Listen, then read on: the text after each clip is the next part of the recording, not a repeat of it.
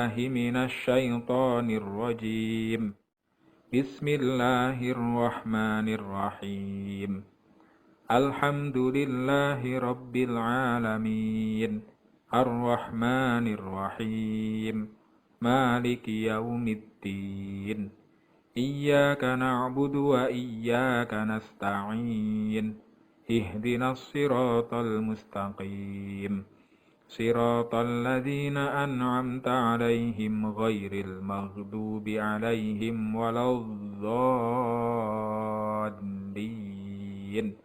رب اغفر لي ولوالدي وللمؤمنين آمين رب اشرح لي صدري ويسر لي أمري واحلل عقدة من لساني يفقه قولي ربي زدني علما وارزقني فهما آمين يا رب العالمين. Assalamualaikum warahmatullahi wabarakatuh. Halo anak-anak semua, gimana kabarnya di rumah? Semoga anak-anak senantiasa sehat dan dirahmati oleh Allah. Kembali lagi di video pembelajaran kelas 5. Kali ini bersama Ustazah Mutia kita akan belajar mata pelajaran ilmu pengetahuan alam dengan materi yaitu siklus air. Anak-anak, air merupakan salah satu sumber daya alam yang sangat dibutuhkan oleh makhluk hidup. Manusia, hewan, dan juga tumbuhan sangat memerlukan air untuk meneruskan kehidupannya. Apabila tidak ada air, maka manusia, hewan, dan juga tumbuhan tidak dapat meneruskan kehidupan karena salah satu kebutuhan mereka itu adalah air, ya. Selanjutnya yaitu manfaat air bagi manusia. Yang pasti adalah untuk kehidupan sehari-hari. Ada mandi, kemudian untuk minum, kemudian untuk mencuci dan memasak. Adapun manfaat air bagi manusia yaitu untuk olahraga atau refreshing atau wisata. Yang pertama contohnya adalah surfing atau berselancar di pantai. Kemudian ada berenang dan juga untuk wisata. Kemudian ada juga manfaat air bagi manusia adalah untuk sarana transportasi. Di sini adalah contohnya pelabuhan. Kemudian ada juga menjadi PLTA, pembangkit listrik tenaga air. Selanjutnya ada pun manfaat air bagi hewan. Yang pertama yaitu tempat tinggal hewan, karena ada hewan yang mereka tinggalnya di laut atau di air, contohnya ikan. Kemudian untuk mandi, karena hewan juga memerlukan mandi. Kemudian untuk berendam, karena ada beberapa hewan yang ketika tubuh mereka terlalu panas oleh suhu matahari, oleh paparan sinar matahari, mereka memerlukan air untuk merendam tubuhnya. Oke, selanjutnya ada manfaat air bagi tumbuhan. Ya, yang pertama yaitu untuk tempat tinggalnya, karena ada tumbuhan yang juga mereka bertempat tinggal atau hidup di air atau tumbuhan air. Contohnya ada enceng gondok, teratai, dan juga ada tumbuhan lain seperti rumput-rumputan yang mereka hidupnya ada di air. Kemudian yang kedua, manfaat air bagi tumbuhan adalah sebagai fotosintesis, karena proses fotosintesis pada tumbuhan itu juga memerlukan air. Nah, itu tadi adalah manfaat-manfaat air bagi makhluk hidup, bagi manusia, bagi hewan, dan juga tumbuhan. Karena air merupakan salah satu sumber daya alam yang sangat pokok untuk kehidupan makhluk hidup. Nah, anak-anak, apakah kalian tahu bahwa ternyata 70% kandungan bumi itu adalah air? Ya, 70%-nya itu adalah air. Nah, menurut kalian apakah jumlah air itu yang ada di bumi itu bisa bertambah ataupun berkurang? Ya, jawabannya adalah tidak. Jadi volume air yang ada di bumi itu tidak dapat bertambah ataupun berkurang. Hal ini dipengaruhi karena adanya peristiwa atau proses siklus air, ya, atau peredaran air. Jadi air yang ada di bumi ini mereka terus berputar sehingga tidak ada pengurangan maupun tambahnya air, gitu. Oke, ada yang sudah tahu apa yang dimaksud dengan siklus air? Nah, siklus air atau siklus hidrologi adalah sirkulasi air yang tidak pernah berhenti dari atmosfer. Atmosfer itu adalah udara, ya.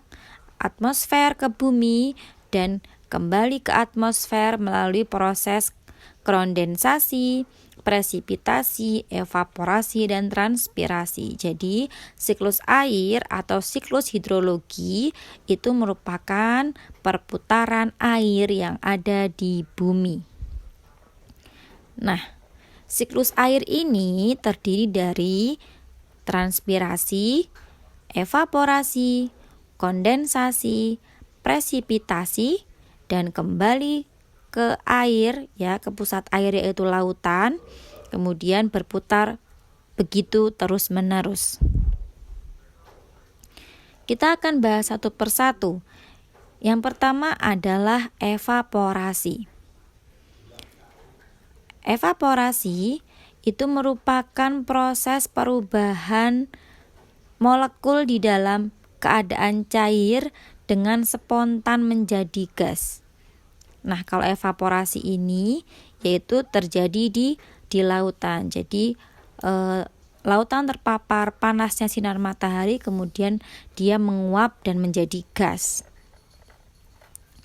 Selanjutnya adalah ada proses transpirasi. Transpirasi ini adalah penguapan air yang berasal dari makhluk hidup karena panas matahari.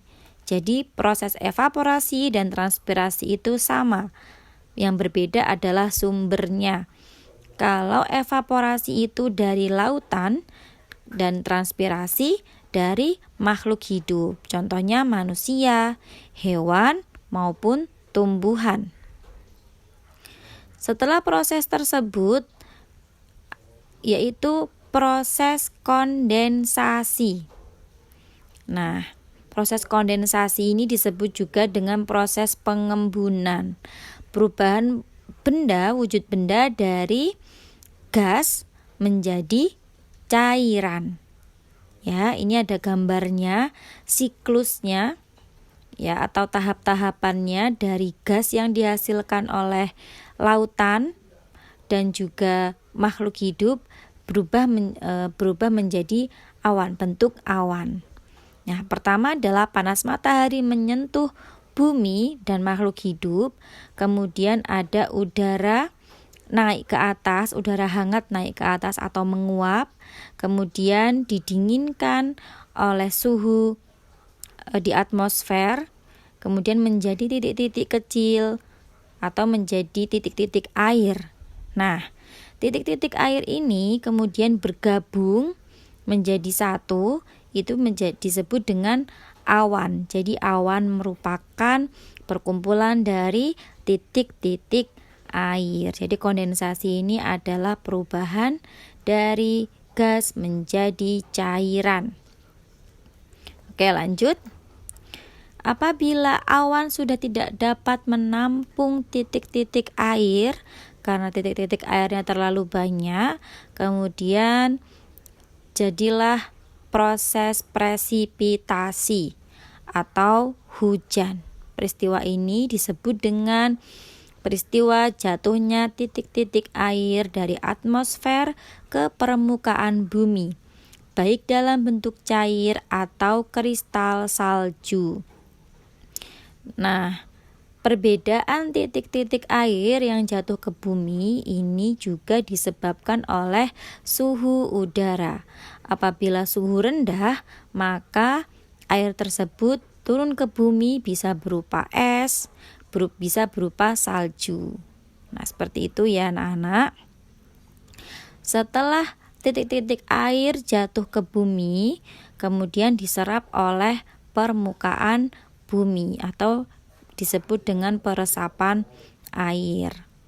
Nah, peresapan air ini sebagai cadangan bagi bumi untuk menyimpan air. Kemudian ada juga yang mengalir di sungai, ada juga yang jatuh di danau, dan semuanya ini mengalir ke pusat air yaitu lautan. Selanjutnya, ini ya anak-anak, siklus air akan berputar terus menerus seperti itu tadi dan tidak akan bertambah maupun berkurang. Nah anak-anak, ini tadi materi kita tentang siklus air atau proses perputaran air yang ada di bumi. Oke. Selanjutnya, anak-anak silahkan dikerjakan soal yang sudah Ustadzah susun di sini. Di sini ada gambar ya, dan juga ada nomor-nomor tentang proses atau siklus air. Yang pertama, sebutkan jenis proses yang terjadi pada nomor 1, 2, 3, dan 4. Dan yang kedua, apa yang terjadi apabila siklus air sudah berada pada tahap nomor 4? Jelaskan. Jadi, peristiwa apakah yang terjadi apabila proses atau siklus air sudah berada pada tahap keempat? Oke anak-anak, itu materi kita tentang siklus air. Sekian dari Ustadzah, tetap jaga kesehatan dan semangat belajar. Ustadzah akhiri, wassalamualaikum warahmatullahi wabarakatuh.